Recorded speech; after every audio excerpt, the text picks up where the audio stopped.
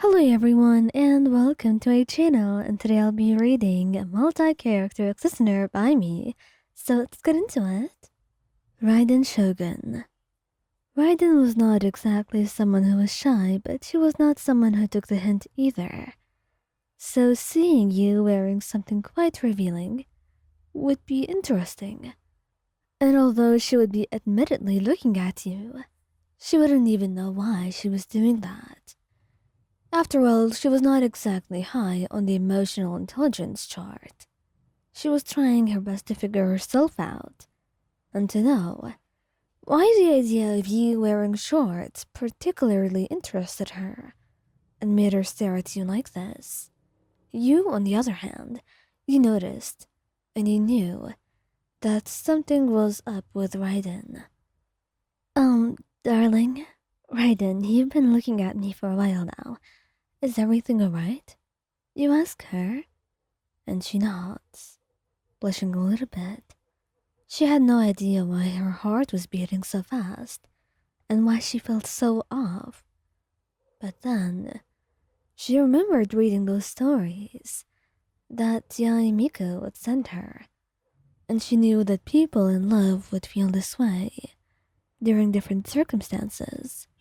And although she was trying to pinpoint what started all of this, she just patted the seat next to her, and he did sit there, looking at her. And her eyes would not be torn away from your frame, your shorts, or the way that your shirt was so tight it stuck to your skin. She wrapped her arms around you and leaned her head on your chest. And only then did she feel herself rest, like that weird urge within her had been finally suppressed. You look rather enchanting, Wayan. That's all. Venti? Now, Venti may find some difficulties trying to be a little bit more subtle and not so obvious about his own desires. But then he just gave up on the entire idea and teleported behind you, wrapping his arms around you and kissing your cheek. You know, Wayan, you look rather beautiful tonight. So, what's the occasion? Why are you wearing this dress? There doesn't have to be an occasion, Venti. Can't I just look beautiful? You tell him. And he chuckled lightly, nodding, and wrapping his arms around you a little bit tighter, pulling your body closer to his own. I'm sorry for saying that.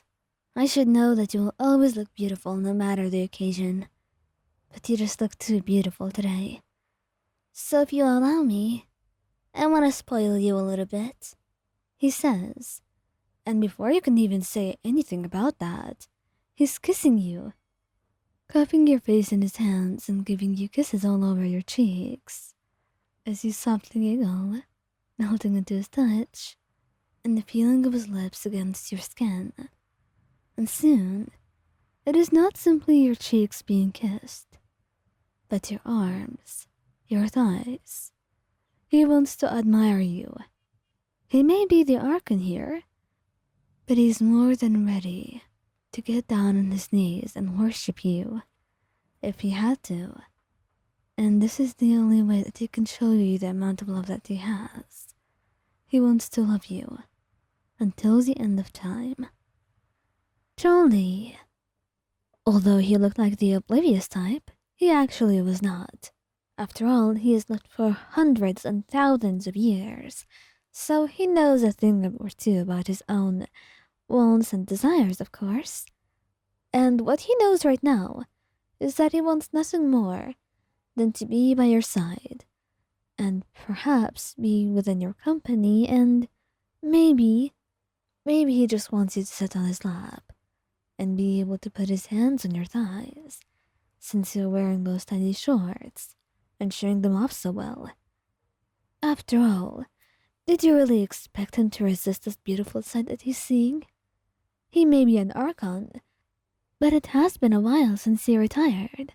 And of course, he was going to do something if he felt like He just wanted to have fun with you.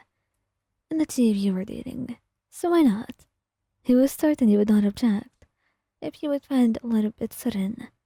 But that would be all. And then, when he wrapped his arms around you and pulled you into his lap all so suddenly, he blushed brightly, looking at him. Hey, Jolie, what are you doing? You ask him, feeling confused. But he just holds you tighter, bringing you even closer. I just want to sit with you for a little bit, my dear. If you would let me. I have missed you quite a lot. If you can't see that. So I want to keep you here for a little bit. He smiled. And you knew that since he was so determined, there would be no way of getting out of this. And as he held your thighs in his palm and squeezed them a little bit, you found yourself blushing brightly and burying your face into his chest. Surely he had more things in mind, and you don't know if it will ever get to that. Furina. Furina was an angel, but since she saw you, there are so many things in her head that even she struggles to process. If there's anything you should know about her, is that she's really oblivious. So, it takes her quite a while to know what she wants. She has acted for so long that sometimes it's quite different and difficult to just know what it is that she truly desires. And as you sat next to her, nothing felt like enough. Lion, would you please come a little bit closer? She asks, and once you come closer, she just sighs, shaking her head, and pulls you into her own lap. Maybe this close? I think I like this a lot better then. Wait, you don't mind, do you? She then asks you, blushing brightly. She doesn't realize how forward she can be when she actually gets caught up in what she wants. But you just smile at her, wrapping your arms around her tightly. She was lovely, and of course, you would want to be with her, and you would want to be loved by her as well. And right now, showing you the love that she had for you, even in the small ways that she could, was all that you needed from her. And she was doing a lot, getting through the obstacles and trying her best not to be so shy as before. And you were already more than proud enough for that.